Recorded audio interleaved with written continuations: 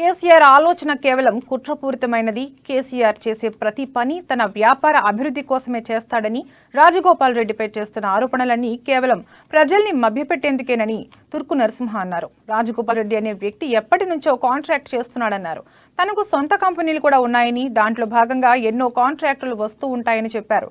TRS నాయకులు ప్రచారానికి ఉపయోగించుకుంటున్నారు. మునుగోడు ప్రజలు కేసీఆర్ కి సరైన సమాధానం చెబుతారు అంటున్న తుర్కు నరసింహతో మా Hyderabad bureau Pranay face to face. ప్రస్తుతం మునుగోడులో ఒకవైపు మునుగోడు బైపోల్ నిర్వహిస్తున్న నేపథ్యంలో రాజగోపాల్ రెడ్డికి సంబంధించి అనేక ఆరోపణలు బయటకు వస్తున్న పరిస్థితులు మనం చూస్తున్నాం. అయితే ఈ నేపథ్యంలో అసలు ఉన్నటువంటి వాస్తవాలేంటి, జరిగినటువంటి అవాస్తవాలు వాస్తవాలు అవన్నీ కూడా మనకు వివరించేందుకు నరసింహ గారు ప్రస్తుతం మనతో ఉన్నారు. అంత మాట్లాడే ప్రయత్నం చేద్దాం. నరసింహ గారు, అసలు జరిగినటువంటి నిజాలేంటి? ఇప్పుడు రాజగోపాల్ రెడ్డికి సంబంధించి మునుగోడు బైపోల్ వచ్చిన నేపథ్యంలో 18,000 కోట్ల కాంట్రాక్టులు తీసుకొని ఉప ఎన్నికకి వెళ్ళాడంటూ కూడా టీఆర్ఎస్ ఆరోపిస్తుంది. దీనికి సంబంధించి ఏంటి సార్? అది చాలా అవివేకం అండి. చాలా అవివేకంగా విమర్శించిన విషయం అది.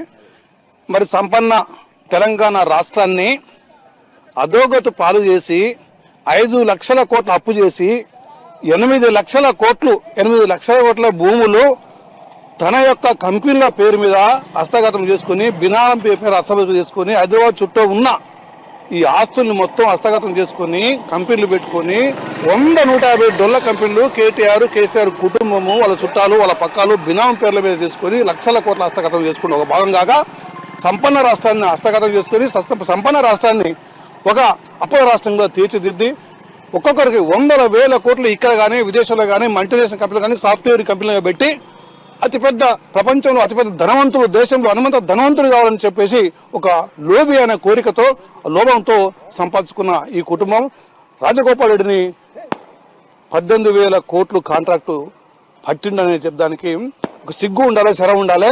నేను చెప్తాను, అదే కేసీఆర్ మీరు 4 సంవత్సరాల్లో ఈ ఆస్తుల్ని మొత్తం హస్తగతం చేసుకుని కంపెనీలు పెట్టుకుని 100-150 డొల్ల కంపెనీలు కేసీఆర్ కుటుంబము, వాళ్ళ చుట్టాలు, వాళ్ళ పక్కాలు బినామీ పేర్ల మీద తీసుకుని లక్షల కోట్ల హస్తగతం చేసుకుని ఒక భాగంగా సంపన్న రాష్ట్రాన్ని హస్తగతం చేసుకుని సంపన్న రాష్ట్రాన్ని ఒక అప్పుల రాష్ట్రంగా తీర్చిదిద్ది ఒక్కొక్కరికి 100,000 కోట్లు ఇక్కడ కానీ విదేశాల్లో కానీ మల్టీనేషనల్ కంపెనీలు కానీ సాఫ్ట్వేర్ కంపెనీలుగా పెట్టి అతిపెద్ద ప్రపంచంలో అతిపెద్ద ధనవంతులు, దేశంలో హనుమంత ధనవంతుడు కావాలని చెప్పేసి ఒక లోబి అనే కోరికతో, లోభంతో సంపాదించుకున్న ఈ కుటుంబం రాజగోపాల్ రెడ్డిని 18,000 కోట్లు కాంట్రాక్టు పట్టిండని చెప్పడానికి ఒక సిగ్గు ఉండాలి, శరం ఉండాలి. నేను చెప్తాను, అదే కేసీఆర్ మీరు 4 సంవత్సరాల్లో 3 సంవత్సరాల్లో మీకు 100,000 కోట్ల టర్న్ ఓవర్ చేసిన కంపెనీలు ఎట్టొచ్చినాయి. ఏమైనా పొడిచినవా? ఏమైనా పని చేసినవా? ఏమైనా టెండర్లు వేసినవా? ఏమైనా కాశ్మీర్ కానీ, లేకపోతే అటు నార్త్ ఈస్ట్ స్టేట్స్ కానీ, అక్కడ ఉత్తరాఖండ్ కానీ అటువంటి పని చేసినవా? అన్నా ఆ చరిత్ర నీకు లేదు. ఏం లేకున్నా కానీ నీ కంపెనీలకు రాత్రి టర్న్ ఓవర్ రాత్రే కోట్ల కంపెనీలు చేసే టర్న్ ఓవర్ కంపెనీలు నీకు వెలిసినాయి. మరి ఏ యొక్క 100,000 కాంట్రాక్ట్ పొందే కంపెనీలలో నీ యొక్క డొల్ల కంపెనీలకు షేర్ వచ్చినాయి. మీ యొక్క బినామీ డైరెక్టర్ దాంట్లో 40%, 30% ఈ మెగా లాంటి కంపెనీలు నీకు షేర్లు పెట్టుకుని కుడుతాను.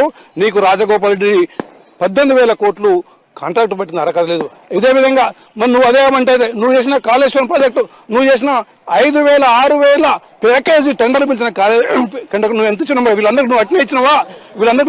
ఒకసారి నువ్వు తెలుసుకో. ఆయన చరిత్ర ఉంది, సుషి కంపెనీ చరిత్ర ఉంది. రాజగోపాల్ రెడ్డి, కోమటిరెడ్డి బ్రాండ్ ఒకటి ఇక్కడ ఉన్నది బిడ్డ. వాళ్ళు ఎప్పుడు దోసుకోలే, వాళ్ళు కష్టపడరు, చెమట వచ్చారు. 100 కోట్ల వరకు 20-30 సంవత్సరాలు పనిచేసి ఆ స్థాయికి పోయినరు, నిర్మించరు, కట్టడాలు నిర్మించరు, బ్రిడ్జిలు వేసారు, రకరకాల పనులు చేసి నిర్మిస్తే ఆ యొక్క క్వాలిటీ వల్ల, ఆ యొక్క ఎక్స్పీరియన్స్ వల్ల, ఆ యొక్క టర్న్ ఓవర్ వల్ల వాళ్ళకు టెండర్ వేసుకుంటే అది వచ్చింది. కానీ ఎవరితో కాదు, గ్లోబల్ టెండర్ కాదు. గ్లోబల్ టెండర్ ద్వారా వచ్చింది కాబట్టి అది ఎవరి సొత్తు కాదు, ఎవరు ఇచ్చింది కాదు. అదే నిజంగా నువ్వు అట్నే రాకపోతే అంటే నువ్వు 100 కోట్లు, 1,000 కోట్లు, లక్షల కోట్లు నువ్వు పిలిచినావు. మరి దాంట్లో నీ వాటా ఎంతో చెప్పి నువ్వు రాజగోపాల్ రెడ్డిని అలా సిగ్గు లేదు. 18,000 కోట్లు ఆయన ఇచ్చినారు. ఇస్తారు అవును గ్లోబల్ టెండర్లా ఎవరు లేస్తుంటే వాళ్ళకి ఇస్తారు. అవివేకంగా మాట్లాడి ప్రజల్ని నువ్వు మభ్యపెట్టకు. నిన్నగాక మొన్న సిగ్గు లేదు. 4 ఎమ్మెల్యేలను తెచ్చి ఒక షో చేసినావు బిడ్డ. తెలంగాణ తల్లి అయ్యేల బాల నాగమని మాయల పక్కీరు వేషం వేసి తీసుకుపోయిండు. బాలనాగం తీసుకుపోయిండు. అదేవిధంగా తెలంగాణ నువ్వు ఒక మాయల ఫకీర్, తెలంగాణ హీరో అని నాట్యం ఆడి వేషం వేసి ప్రజలు నమ్మించి తెలంగాణ నేను తెచ్చానని చెప్పేసి దళిత ముఖ్యమంత్రి చెప్పేసి ఓట్లు వేపించుకొని ఈ యొక్క తెలంగాణ తల్లిని బాలనాగమని మాయల పక్కెట్ల దగ్గర పెట్టుకుని నువ్వు పక్కన పెట్టుకుని కులుపుతాను బిడ్డ. నీ ప్రాణం ఆనాడు బాలనాగమే హరించిన అపహరించిన ఆ యొక్క మాయల పకీర్ ప్రాణం చిలకల ఎట్లుందో నీ ప్రాణం అధికారంలో ఉంటుంది. ఈ అధికారాన్ని కూల్చి ఆ చిలక ఎట్లా కూల్చుండు అధికారాన్ని కూల్చి ఇక్కడ భారతీయ జనతా పార్టీ విజయకేతనం ఎగురేస్తుంది. ఒకసారి చూసుకో. నీకు ఇది పట్టదు, ప్రజల సంక్షేమం పట్టదు. కేంద్ర ప్రభుత్వం ఇచ్చే కేంద్ర బడ్జెట్ పథకాలు నువ్వు దేవు. 8,000 కోట్ల ఎడ్యుకేషన్ బడ్జెట్ నువ్వు తేలే, మురిగిపోయినాయి కేంద్ర ప్రభుత్వం ఇచ్చి. మరి కేంద్ర ప్రభుత్వం వచ్చే national SC finance develop corporation డబ్బులు నువ్వు తేవు, అక్కడ మురిగిపోతాయి.